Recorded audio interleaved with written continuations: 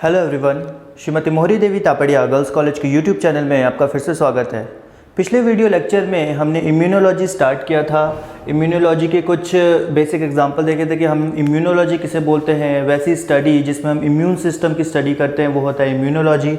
Immune system किसे कहते हैं और इम्यूनिटी क्या होती है, इन चीज़ों को हमने देखा था।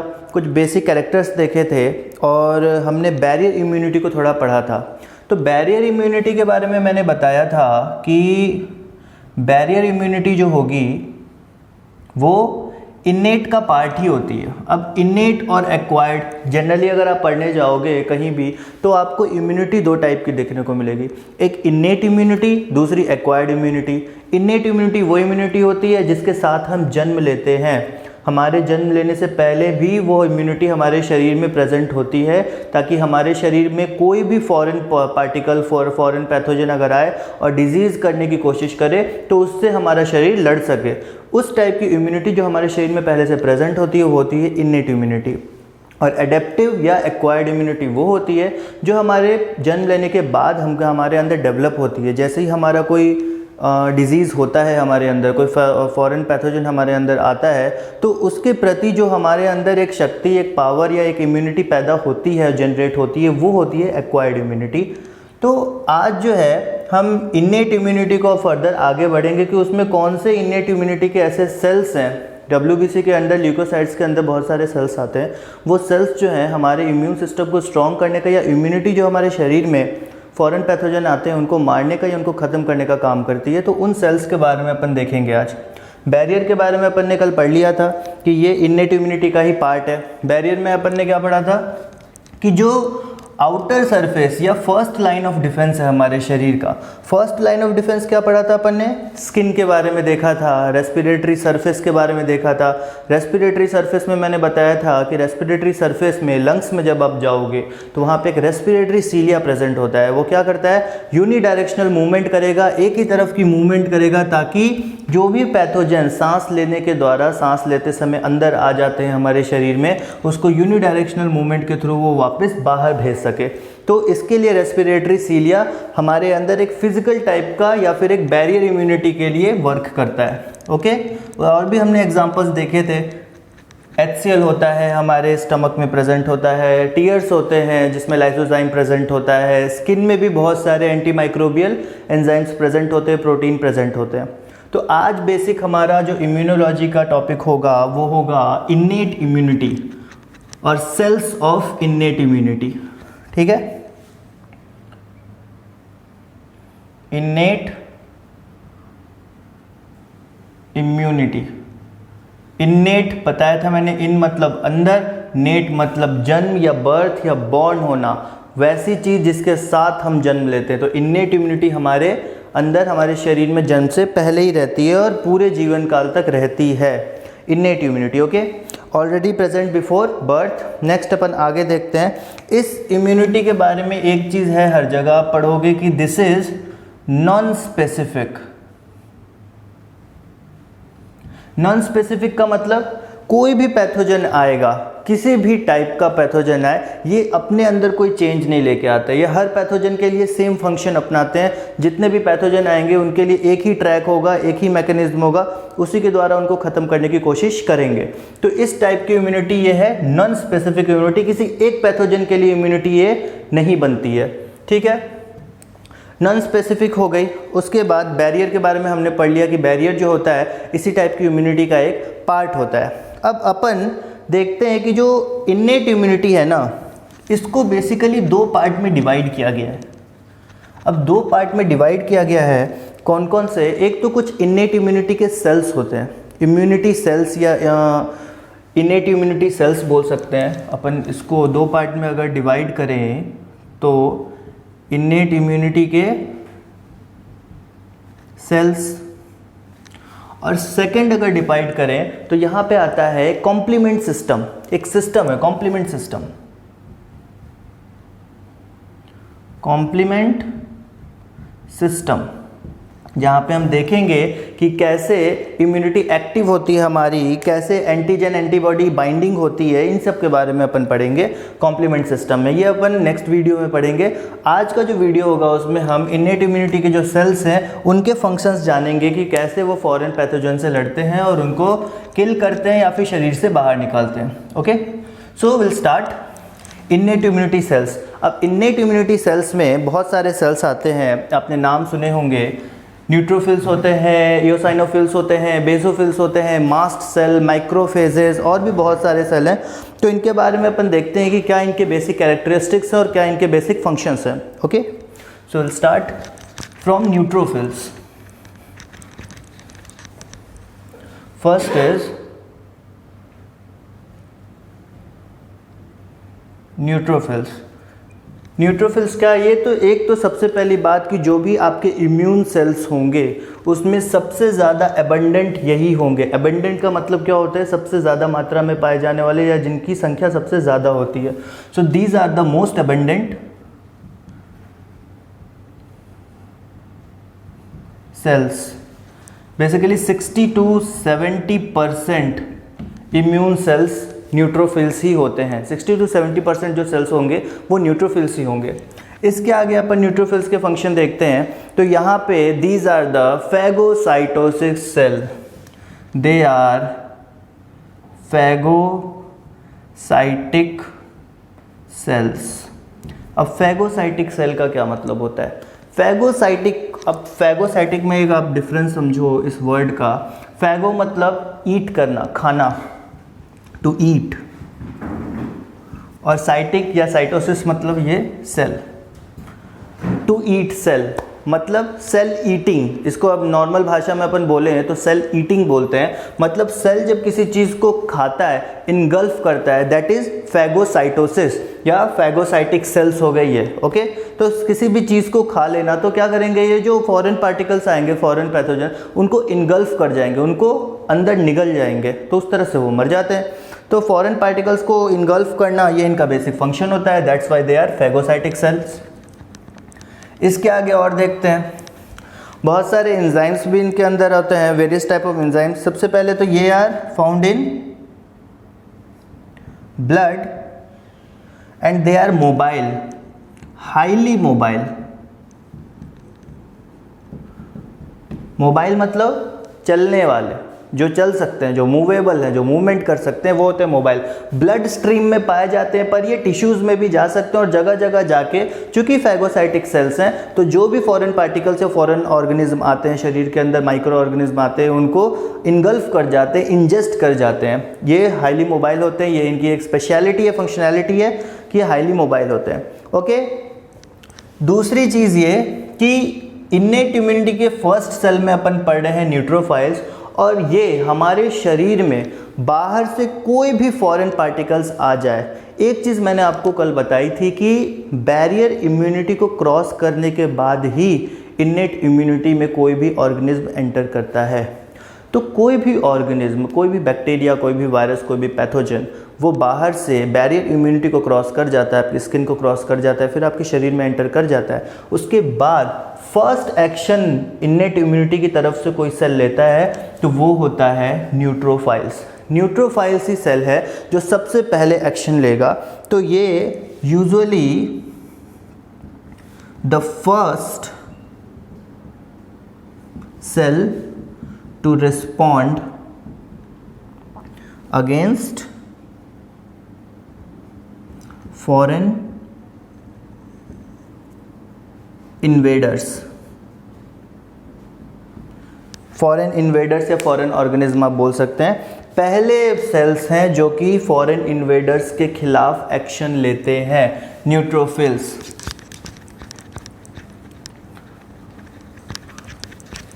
इनके न्यूक्लियस के बारे में एक और फंक्शन है कि इनका न्यूक्लियस जो है वो मल्टी लोब्ड होता है। मल्टी लोब्ड न्यूक्लियस, इसलिए इनको पॉलीमॉर्फो न्यूक्लियर ल्यूकोसाइट्स भी कहा जाता है। दे आर पॉलीमॉर्फो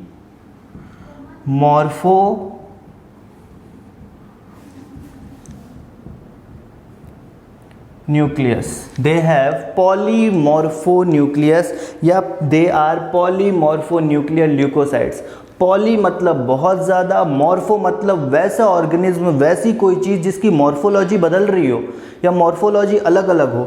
एक ही सेल है, सेल के अंदर न्यूक्लियस है, पर न्यूक्लियस की शेप कहीं अलग है कहीं अलग है। एक ही सेल में न्यूक्लियस के अलग अलग शेप हैं, अलग अलग लोब्स हैं। That's why they are polymorphic. कई मॉर्फोलॉजी वाले न्यूक्लियस जिसमें प्रेजेंट हो, दैट इज न्यूट्रोफाइल्स। ओके, तो पॉलीमॉर्फिक होते हैं न्यूट्रोफाइल्स क्योंकि बहुत ज़्यादा लोब्स होते हैं।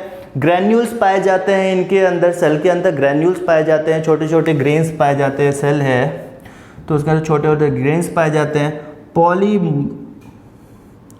अब जो न्यूक्लियस है आप उसको इस तरह से देख लो कि उसके अंदर से ग्रेन्स होते हैं बहुत सारा। ये एक न्यूक्लियस है, ये न्यूक्लियस है, ये न्यूक्लियस है। बहुत सारे लोब बने हुए हैं, बहुत सारे लोब बने हुए हैं। तो जब ज़्यादा लोब बने रहते हैं that means they are polymorphic और मल्टी लोब्ड। ओके, आगे अपन चलते हैं। इनके अंदर बहुत सारे ग्रेन्स पाए जाते हैं, ग्रेन्यूल्स पाए जाते हैं, छोटे छोटे दाने जिनको बोल सकते हो ग्रेन्यूल्स को। इनके अंदर अब जैसे कि ये इनके अंदर कोई भी अपन ने पढ़ा, ये फाइगोसाइटिक सेल्स हैं, किसी भी चीज़ को इनगल्फ कर जाते हैं। तो इनगल्फ जब करते हैं तो इनके पास एक मॉलिक्यूल होता है, एक छोटा मॉलिक्यूल जिसको अपन बोलते हैं lysosome. Don't confuse with lysosome, this is lysosome. तो लाइसोसोम होता है और इसके अंदर से एक एंजाइम आता है लाइसोजाइम। Lysozyme enzyme. अब जब कोई भी पार्टिकल, कोई भी पैथोजन अंदर एंट्री करता है तो वो एक, मान लो कि ये पैथोजन है, तो वो एक लेयर से कवर रहेगा, वो एक लेयर से कवर रहेगा और यहाँ पे ये जो है ये लाइसोसोम रहेगा। ये जो कवरिंग लेयर होती है इसको अपन बोलते हैं फैगोसोम, क्योंकि वो फैगोसाइज करता है, उसको अंदर को इनगल्फ करता है। तो जिस लेयर के अंदर ये इन्वेडर या जो ये मॉलिक्यूल फंसा रहता है इसको बोलते हैं अपन फैगोसोम। यहाँ पे लाइसोसोम जो है उसके अंदर क्या है, लाइसोजाइम। ये करता है इससे इंटरेक्ट और इंटरेक्ट करके बनाता है फैगोलाइसोजाइम। फैगोलाइसोजाइम या फाइगोलाइसोसोम जब बनता है तो जब ये लाइसोजाइम एंजाइम इस फॉरेन पैथोजन से इंटरेक्ट करता है तो ये पैथोजन मर जाता है, किल हो जाता है। और इस तरह से इसको इनगल्फ करने के बाद न्यूट्रोफिल फॉरेन पैथोजन को मार देता है। ओके, आगे पढ़ते हैं। नेक्स्ट न्यूट्रोफिल्स के बाद ईओसाइनोफिल्स। ईओसाइनोफिल्स एक अलग टाइप का, नेक्स्ट टाइप का आपका इम्यून सेल है। Second number eosinophils. अब ईओसाइनोफिल्स क्या है इसके बारे में अपन देखते हैं। तो ईओसाइनोफिल्स जो है वो टू लोब्ड न्यूक्लियस है। They are two lobed nucleus. Two lobe nucleus मतलब जिनके न्यूक्लियस में दो लोब होंगे। वहां पे अपन ने देखा था कई लोब थे, टू लोब नहीं बोला गया था, पॉलीलोब्ड आप बोल दो क्योंकि दो से अधिक भी हो सकते हैं। यहाँ पे टू लोब्ड है, दैट मीन्स बाई लोब, दो ही लोब प्रेजेंट होंगे। उसके बाद अपन देखते हैं यहाँ भी ग्रेन्यूल्स प्रेजेंट होते हैं और ये जो है टोटल इम्यून सेल्स का 1 से 3% हिस्सा जो है ईओसाइनोफिल्स का होता है। Okay, so 1 to 3% of total WBC। White blood cell को और क्या बोलते हैं, ल्यूकोसाइट्स। ये ज़रूरत पड़ेगी आगे अगर आपको याद करने के लिए इन चीज़ों को। सो 1 to 3% ऑफ टोटल WBC और ल्यूकोसाइट्स। ओके, नेक्स्ट अपन देखते हैं यहाँ पे ये जो है बहुत सारे fights multi cellular parasites, they fight multicellular parasites and bacteria। बहुत सारे पैरासाइट्स और बैक्टीरिया के प्रति इनके अंदर इम्यूनिटी होती है, हमारे शरीर को उनसे बचाते हैं ये। ओके, और बहुत सारे एलर्जी में भी ये फंक्शन करते हैं, जैसे कि अस्थमा। अस्थमा होता है उसमें फंक्शनिंग जो सेल्स होते हैं वो ईओसाइनोफिल्स ही होते हैं। It's a kind of allergy if you know about asthma. Okay, next अपन देखते हैं ईओसाइनोफिल्स के बाद नेक्स्ट सेल जो है that is basophils. Basophils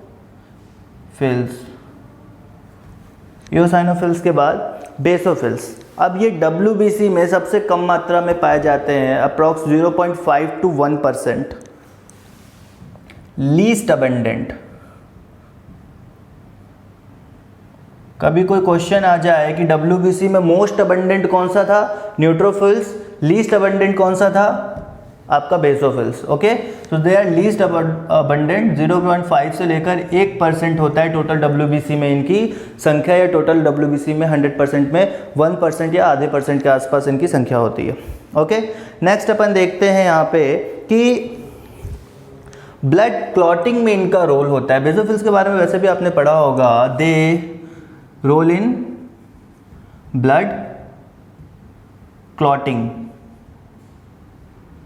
blood clotting में रोल होता है। और ये ब्लड क्लॉटिंग में रोल किसके कारण होता है, because of presence of heparin protein, because they have heparin जो कि ब्लड क्लॉट करने में हेल्प करता है। तो ये जो है ब्लड क्लॉटिंग के लिए एक बहुत इंपॉर्टेंट एजेंट है, और हमारे शरीर में ब्लड क्लॉट होना भी ज़रूरी है। शरीर में नहीं पर बाहरी, जब कोई वुंड हो जाता है, कोई घाव हो जाता है, तो उसको अगर ब्लड निकलता है तो वो क्लॉट हो जाता है ना, तो एक क्लॉटिंग फैक्टर आपके लिए बेसोफिल्स भी है। ऐसे आपने फाइब्रिनोजन और फाइब्रिन के बारे में पढ़ा होगा, वो भी आपके ब्लड क्लॉटिंग फैक्टर्स ही हैं। उसके आगे देखते हैं, बेसोफिल्स भी है जो कि बहुत सारे एलर्जिक रिएक्शंस है जिसमें एक्शन करता है। बहुत सारे एलर्जीज ऐसे होती हैं जिसमें बेसोफिल्स एक्शन करता है और एलर्जी को रोकता है। ओके, नेक्स्ट अपन देखते हैं जो नेक्स्ट आपके सेल्स हैं, those are known as mast cells। Mast cells, mast cell के बारे में देखते हैं क्या है कि इनका जो काम है वो वुंड हीलिंग में बहुत ज़्यादा हेल्पफुल होते हैं। ये cells works in wound healing.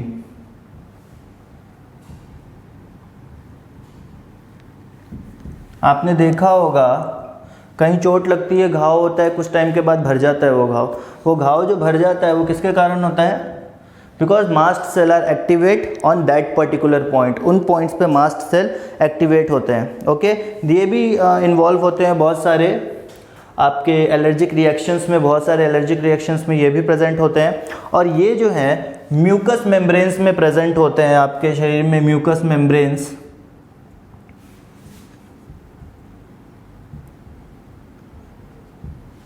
बहुत सारे म्यूकस मेम्ब्रेन्स हैं, उसमें ये भी प्रेजेंट होते हैं। आपकी इंटरनल लाइनिंग्स जो होगी बहुत सारी, उसमें ये प्रेजेंट होंगे, आपको मिलेंगे। So these are the mast cell, they also help in many allergic reactions, allergic reactions. Okay, तो ये मास्ट सेल के बारे में अपन ने देख लिया कि वर्क इन वुंड हीलिंग, घाव भरने के लिए इनका काम ज़रूरत पड़ती है। म्यूकस मेम्ब्रेन्स में पाए जाते हैं और बहुत सारे एलर्जिक रिएक्शंस हैं जिसमें इनके फंक्शन करते हैं। ओके, अब नेक्स्ट दो टाइप के और सेल्स आते हैं इसमें जिनको अपन बोलते हैं मैक्रोफेजेज एंड मोनोसाइट्स।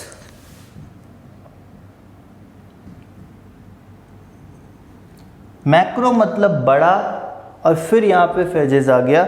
अब ये भी फैगोसाइटिक सेल्स ही होते हैं जो कि जो फॉरेन इन्वेडर्स हैं उनको फैगोसाइट करते हैं, फैगोसाइटोसिस के द्वारा अपने अंदर इनगल्फ करते हैं, और इनगल्फ करने के बाद अंदर डाल के उनको मार देते हैं। Okay, engulf and destroy the pathogen. Also type of phagocytic cell, engulf and destroy the pathogen। Pathogen को इनगल्फ करते हैं मतलब निगलते हैं और उसके बाद उनको ख़त्म कर देते हैं। ओके, अब दूसरी चीज़ ये कि एक यहाँ पे स्पेशल फंक्शन है इनका कि ये कीमोकाइन का प्रोडक्शन करते हैं। मैक्रोफेजेस जैसे ही फॉरेन इन्वेडर्स जो आते हैं उनसे इंटरेक्ट करते हैं तो ये सिंथेसिस करते हैं कीमोकाइन का। कीमोकाइन एक केमिकल है जो कि फंक्शन करता है कि जिस पॉइंट पे आपको फॉरेन मॉलिक्यूल मिला, फॉरेन पार्टिकल मिला, वहाँ पे ये मैक्रोफेजेस इंटरेक्ट करेंगे उनसे और कीमोकाइन का सिंथेसिस करेंगे, प्रोडक्शन करेंगे। कीमोकाइन एक ऐसा केमिकल है जो कि सिग्नलिंग के द्वारा जो बाकी आपके सेल्स हैं, जितने भी सेल्स हैं आपके इम्यून सिस्टम के, उनको उस पर्टिकुलर पॉइंट पे बुला लेता है ताकि वो जो फॉरेन पार्टिकल है उसको ईजिली मारा जा सके। तो कीमोकाइंस का ये सिंथेसिस करते हैं, इसको कहीं लिख लो, सिंथेसिस ऑफ कीमोकाइन। ओके, ये क्या करता है, जो दूसरे भी इम्यून सेल्स हैं उनको बुला लेता है उस पर्टिकुलर पॉइंट पे जहां पे आपको वो फॉरेन पैथोजन और मैक्रोफेज का इंटरेक्शन हुआ है। ओके, नेक्स्ट अपन आगे देखते हैं मोनोसाइट्स। अब मैक्रोफेजेस तो हो गया, मोनोसाइट्स के बारे में देखते हैं। अपन ने न्यूट्रोफिल्स के बारे में बोला कि वो जो होते हैं मल्टी लोब्ड होते हैं। उसके आगे अपन ने बाइलोब्ड स्ट्रक्चर के बारे में पढ़ा, ईओसाइनोफिल्स। मोनोसाइट्स जो है वो ऐसे स्ट्रक्चर है, मोनोसाइट्स, जहाँ पे जो न्यूक्लियस है वो single lobed round Oval shape का न्यूक्लियस पाया जाएगा, राउंड या फिर Oval shaped single lobed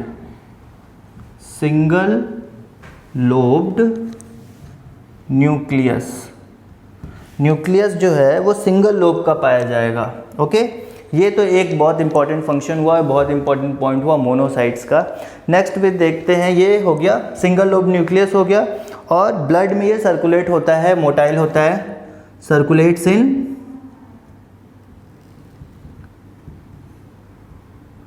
blood के अंदर ये सर्कुलेट होता है। ओके, मोनोसाइट का फंक्शन हो गया। इसके पहले हमने क्या पढ़ा था, बाइलोब्ड या मल्टी लोब्ड, यहाँ पे ये सिंगल लोब्ड। अब ये जो सेल्स थे ये तो डायरेक्ट एक्शन करते थे। ये जो सेल्स अभी तक हमने पढ़े मोनोसाइट्स तक, ये सारे क्या थे, जो कि पैथोजन पे डायरेक्ट एक्शन करते थे और इम्यून सेल हैं। अब नेक्स्ट जो दो इम्यून सेल हैं, डेंड्राइटिक सेल और नेचुरल किलर सेल। अब ये भी इम्यून सेल है बट इनका फंक्शन थोड़ा सा चेंज हो जाता है। तो डेंड्राइटिक सेल के बारे में अपन देखते हैं। डेंड्राइटिक सेल, डेंड्राइट्स मतलब ब्रांच जैसे स्ट्रक्चर, शाखाओं जैसे स्ट्रक्चर निकले होते हैं डेंड्राइट्स में। ये कुछ इस तरह से स्ट्रक्चर होगा। तो डेंड्राइटिक सेल इस टाइप के होंगे जो ब्रांचेस इसके अंदर से निकलती रहेंगी। अब इसका क्या फंक्शन है कि जो फॉरेन मॉलिक्यूल होगा या फॉरेन पैथोजन होगा उसमें एक एंटीजन साइट होगी।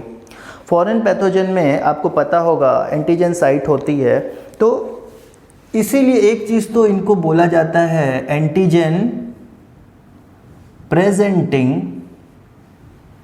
सेल।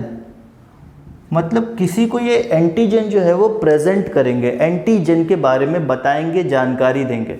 तो एंटीजन साइट होता है फॉरेन पैथोजन पे, उस एंटीजन साइट की जानकारी ये देते हैं लिम्फोसाइट्स को। एंटीजन प्रेजेंटिंग सेल है तो एंटीजन की जानकारी किसको देते हैं, लिम्फोसाइट्स को। अब लिम्फोसाइट्स जो है वो आपके एक्वायर्ड इम्यूनिटी, एडेप्टिव इम्यूनिटी के सेल्स हैं। इनके बारे में हम फर्दर जब एडेप्टिव इम्यूनिटी पढ़ेंगे तब हम इनको डिटेल में पढ़ेंगे। तो अभी के लिए आप ये जान लो कि डेंड्राइटिक सेल जो है वो एंटीजन प्रेजेंटिंग सेल है जो कि लिम्फोसाइट को फॉरेन पार्टिकल के एंटीजन के बारे में जानकारी देता है। ओके, उसके बाद अपन देखते हैं जब वो जानकारी देता है तो लिम्फोसाइट अब अदर एक्शन ले लेते हैं उसके प्रति। ओके, नेक्स्ट अपन अब देखते हैं कि ये प्रेजेंट कहाँ होता है, कि ये उन पार्ट्स में प्रेजेंट होगा, डेंड्राइटिक सेल उन पार्ट्स में प्रेजेंट होगा जिनका फॉरेन इंटरेक्शन हो, जिनका बाहरी इन्वायरमेंट से इंटरेक्शन हो, उन पार्ट्स में ये प्रेजेंट होगा। जैसे नोज़ की इंटरनल लाइनिंग, स्टोमक, इंटेस्टाइन की इंटरनल लाइनिंग, इन जगह इंटरनल लाइनिंग जो होगी, या फिर स्किन, इस जगह पे ये प्रेजेंट होगा, स्किन में प्रेजेंट होगा, नोज़ की इंटरनल लाइनिंग में, फिर इंटेस्टाइन की इंटरनल लाइनिंग में, स्टोमक की इंटरनल लाइनिंग में, यहाँ पे ये प्रेजेंट होगा। और इनको जो है डेंड्राइटिक सेल को लैंगरहैंस सेल भी बोला जाता है। वो इसलिए क्योंकि जो साइंटिस्ट जिन्होंने इसको डिस्कवर किया था उनका नाम था पॉल लैंगरहैंस, तो उनके नाम पे डेंड्राइटिक सेल को लैंगरहैंस सेल भी कहा जाता है। और अब फाइनल जो है आपका natural killer cell. Natural killer cell या फिर इसको अपन एनके सेल भी बोलते हैं, नेचुरल किलर सेल। अब ये जो सेल हैं ये पैथोजन पे एक्शन नहीं करते, ये एक्शन करते हैं अपने खुद के सेल पे। नेचुरल किलर सेल इनका नाम, ये किलर मतलब मारने वाला। मारेंगे किसको? पैथोजन को नहीं, ये मारेंगे खुद के सेल्स को। वैसे सेल्स को डिस्ट्रॉय करना, वैसे सेल्स को ख़त्म करना, मारना जो सेल्स इन्फेक्ट हो चुके हैं। जो सेल्स इन्फेक्ट हो जाते हैं और उनमें रिपेयर का कोई चांस नहीं रहता है, वैसे सेल्स को मारने का काम करता है आपका नेचुरल किलर सेल्स, ताकि वो सेल्स किसी और सेल को इन्फेक्ट ना कर पाए।